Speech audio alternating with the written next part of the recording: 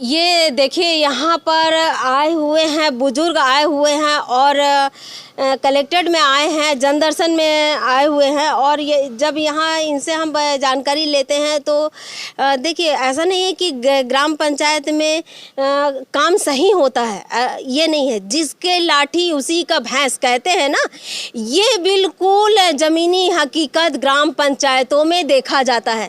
जिसके पास में संपत्ति है उसको और संपत्ति मिलता है, जो गरीब है वो आज गरीब के श्रेणी में है, उसको उठने का अधिकार है ही नहीं है। इसलिए ये ग्राम पंचायतों का जो कहते हैं ना कि गांव का विकास अगर नहीं हुआ तो शहर का विकास कैसे होगा, और शहर का विकास अगर नहीं होता है तो वो फिर क्या बोलते होगा, और राजधानी का विकास नहीं हुआ तो ये समझ सकते हैं कि पूरा हमारे इंडिया का विकास किस प्रकार से होगा। ये ज़मीनी हकीकत देख सकते हैं। तो सबसे पहले ये है कि गांव का विकास होना चाहिए और ऐसे जनप्रतिनिधि बनना चाहिए कि जो आम गरीबों के लिए बनाया जाता है। शुरू में तो ऐसा लगता है वो जनप्रतिनिधि बहुत अच्छे से काम करेंगे, लेकिन गांव का एक ऐसा मामला रहता है कि ये हकीकत है कि जिस व्यक्ति को अगर बोल दिया गया ये बेकार इंसान है तो वो पूरे गांव के गांव उसको बेकार बोलते हैं। वो चाहे कितना भी अच्छा कर ले लेकिन उसको अच्छा नहीं मानते हैं। ये हकीकत है। ना मालूम क्यों कौवा कान ले गया है, लेकिन कौवा कान ले गया है तो ये देखना चाहिए कि कौवा सही में कान ले गया है कि नहीं ले गया है। ये हकीकत जानना चाहिए। नहीं, कौवा कान ले गया है तो ले गया है। बस एक जो बात रहता है, जो एक टिप्पणी रहता है, उस प्रकार से सभी कोई चलते हैं। और यहाँ पर देख सकते हैं एक बुजुर्ग आए हुए हैं, कलेक्ट्रेट में आए हुए हैं और हम उनकी आप बीती जो है आज तक उनके साथ में हुआ है, हम उनकी आप बीती हम जानने की कोशिश करते हैं। और हम माननीय कलेक्टर महोदय से भी बोलेंगे, जिला पंचायत मैडम से भी बोलेंगे और जनपद पंचायत फिंगेश्वर से भी ये करेंगे कि कम से कम आम व्यक्तियों का समस्या जो है, गरीब व्यक्तियों का समस्या है जो किसी को कुछ दे नहीं सकती है, केवल अपनी समस्या से जूझती रहती है, उस समस्या को भी कभी कभार देखना चाहिए। ऐसा नहीं कि नहीं देखना चाहिए। काका आए हुए हैं, हम इनसे बातचीत करेंगे। काका आपका नाम क्या है? विशाहत राम देवांगन, ग्राम सिंधौरी। ग्राम सिंधौरी से आए हो, तो ये बताइए क्यों सिंधौरी से आए हुए हैं और ये आप समस्या क्या लेके आए हैं? मैं यहाँ 3-4 बार हो गया कि भरत सबके पूरा जेकर नहीं है, तेकर बिल्कुल देवे नहीं करते, मोर तो है नहीं कुछ तो देवे नहीं करते आवास, और जिसका है उसको डबल टिबल मिल रहा है। और मैं भरता तेरा नाम नहीं है करके वो आया था सर्विस नाम, उसको काट दिया। अब काट करके भी तेरा नाम ही नहीं करके नहीं दे रहा है। नहीं दे रहा। तो सर्वे सूची में आपका नाम था? हाँ, मेरा नाम है। और सर्वे सूची का नंबर बता सकेंगे? सर्वे सूची का नंबर तो नहीं है। अच्छा, सर्वे सूची में 2011 की सर्वे सूची में आपका नाम? हाँ, नाम है उसमें। और मेरा उसमें आया था भी, मेरे नाम में समझ जा आवास के आया था, उसको काट दिया है। 25 नंबर में आया था मेरा। अच्छा, 25 नंबर में आया था और काट दिया उसको। तो आपका नाम पूरा क्या? राम देवांगन। और पिता का नाम? धनऊ राम देवांगन। तो ये देखिएगा कि जैसे देवांगन का छोड़िए, लेकिन नाम से मिलता जुलता और किसी को भी मिला है क्या आवास? अब नाम से मिलता जुलता नहीं, वहाँ तो बहुत को लोगों को मिला है, और मेरे को तेरा नाम ही नहीं है करके मेरे को काट दिया मेरा नाम। क्योंकि ऐसा होता है ग्राम पंचायतों में कि जैसे मान लो एक नाम के 2 व्यक्ति हैं, तो पैसे के लालच में सरपंच सचिव मिलकर पैसे के लालच में वो सरनेम को छोड़ देते हैं, खाली नाम को डाल देते हैं और पिता का नाम डाल देते हैं। इस प्रकार से कई जगह ऐसा हुआ है और कई ऐसे सचिव कार्य किए हैं। ऐसा बिल्कुल जमीनी हकीकत है। तो आपको सरपंच सचिव क्या बोलते हैं कि आपका नाम कट गया? आपको कैसे पता चला कि आपका 25 नंबर में आया है? 25 नंबर में आया तो गूगल में जो आया था ना, उसको लेकर गया था और सचिव को और सरपंच को दिखाया, इसमें मेरा नाम है। तो नाम कैसे इसमें सर्वे सूची में आया है और मेरे नाम में जब आवास के आया तो कैसे नहीं मिले? तो इसको हम नहीं मानेंगे, हमारे पास जो आएगा उसको मानेंगे। जब गूगल में आने के बाद अगर सरपंच सचिव नहीं मानते हैं तो उनके पास में और क्या आएगा? पूरा सर्वे सूची का गूगल से ही निकाल के तो किया जाता है। सबसे बड़ी बात है कि सरपंच सचिव ही दस्तावेज बनाते हैं।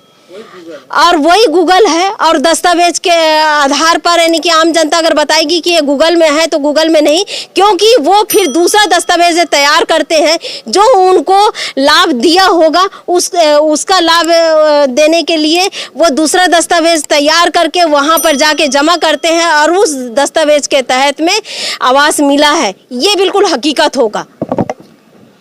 और उसके बाद तो देना नहीं चेक करके देवी नहीं करेगा। क्या है सरपंच का तीन चार सरपंच हो गया।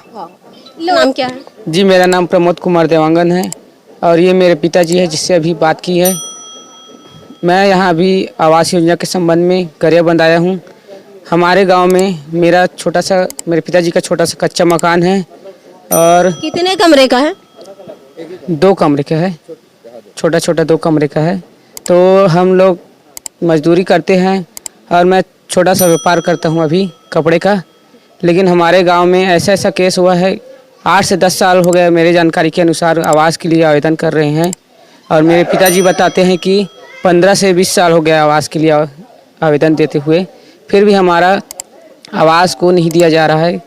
और हमारे गांव में ऐसे लोगों को आवास दिया जा रहा है जिसके पास पक्के मकान हैं, 20 एकड़ 25 एकड़ से संबंधित खेत भी हैं और हमारे पास खेत खार भी नहीं होते हुए भी हमें आवास का लाभ प्रदान किया जा रहा है।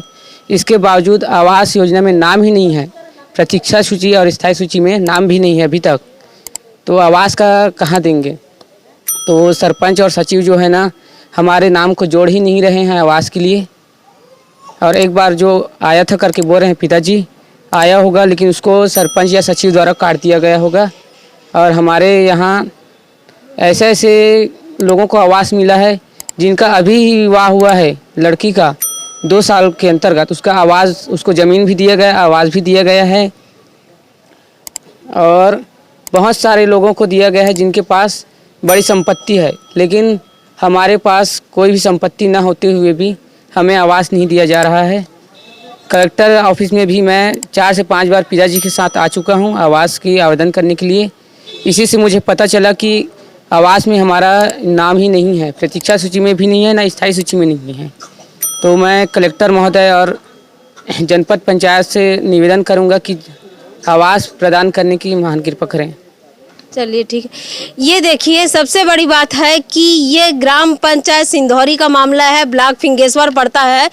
यहाँ पर सूक्ष्म जांच हो, प्रधानमंत्री आवास योजना के अंतर्गत में जितने लोगों को आवास दिया गया है उनका सूक्ष्म जांच हो, और जिस प्रकार से बताया जा रहा है तो ऐसा तो लग रहा है कि सच में वहाँ पे हकीकत में ऐसा होगा। इसलिए ज़मीनी हकीकत जानने के लिए मैं एक दिन जाऊँगी और आप मुझे दिखाएंगे। जी आप ज़रूर आना हमारे गांव में, क्योंकि वहां जाकर ही पता चलेगा बहुत सारी जितने गड़बड़ी हुए हैं सरपंच सचिव द्वारा, उसका तभी मालूम पड़ेगा। क्योंकि यहाँ सरपंच सचिव जो ब्यौरा भेजते हैं वो अपने आधार पे ही भेजते हैं। एक व्यक्ति से के मुंह से मैं ये भी सुना हूँ कि सरपंच और सचिव द्वारा मेरे को पैसा मांग रहे हैं, जिसके कारण आवास का पैसा आपको मिलेगा करके, तो वो जाकर शिकायत करूँगा करके बोले तो उसको उसका नाम का आवास दिया गया। और हमारा तो अभी सूची में नाम ही नहीं है, तो आवाज़ देंगे या नहीं देंगे, 10 साल लगेगा, कितना साल लगेगा तो ठीक कोई पता नहीं। लेकिन मैं निवेदन करना चाहूँगा कि जल्द से जल्द देने की कृपा करें, क्योंकि हमारा घर जो है वो टूट रहा है, कच्ची ईंटा का बना हुआ है। और सर अभी तक आप लोग को आवास नहीं मिला किसी प्रकार से, चाहे इंदिरा आवास हो चाहे कुछ। एक और बात बताना चाहता हूँ, जिन लोगों का आवास एक बार आ चुका है उसके बावजूद उन लोगों का दोबारा और तिबारा आवास आ रहा है। और हमारा जो घर कच्चा ईंटा का है ना, उसमें सर्वे सूची करने वाले लोग बोल रहे हैं अभी जो सर्वे सूची हुई है उसमें आपका मकान ईंटा का बना है, मतलब पक्का है। और बगल का जो छत घर है उसके पास और झोपड़ी भी है, उसको बोल रहे हैं कि आप झोपड़ी में फ़ोटो खिंचवा, आपका घर कच्चा है। और हमारा जो छानी का घर होते हुए भी हमारे घर को पक्का मकान बताया जा रहा है। सर्वे करने वालों की तरफ से भी गड़बड़ी की जा रही है।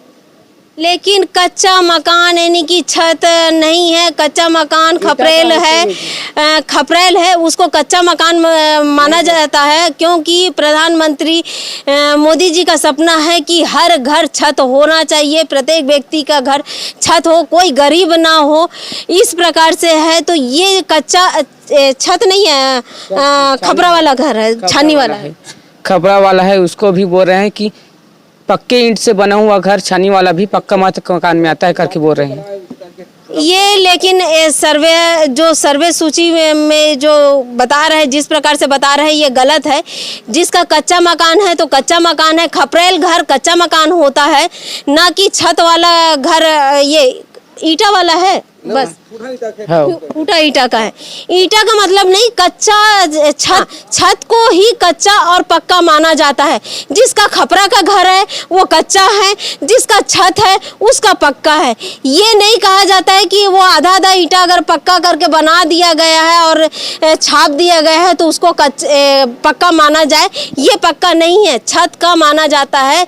छत क्या कच्चा है या पक्का है। इस प्रकार से ग्राम पंचायत सिंदौरी के अंतर्गत प्रधानमंत्री आवास योजना में बहुत सारी ऐसी गड़बड़ियां हैं और यहाँ तक कि वहाँ पे सूक्ष्म जांच हो और जांच के हिसाब से ही अब दोबारा जो मिले ग्राम पंचायत में आवास योजना के अंतर्गत, तो उनको सूक्ष्म जांच होकर ही मिलना चाहिए। और जिनके पास में कच्चा मकान है उसको पहले प्राथमिकता देकर, हकीकत है, ज़मीनी हकीकत है। और कुछ बोलना चाहेंगे? अभी वर्तमान में ऐसे लोगों का आवास आया है, अभी वेटिंग लिस्ट में है आवास उनका, और नाम सूची में भी है और वेटिंग लिस्ट में है। उनका पक्का मकान है होते हुए भी उनको आवास मिल रहा है, और हमारा कच्चा होते हुए भी हमारा नाम ही नहीं है सूची में।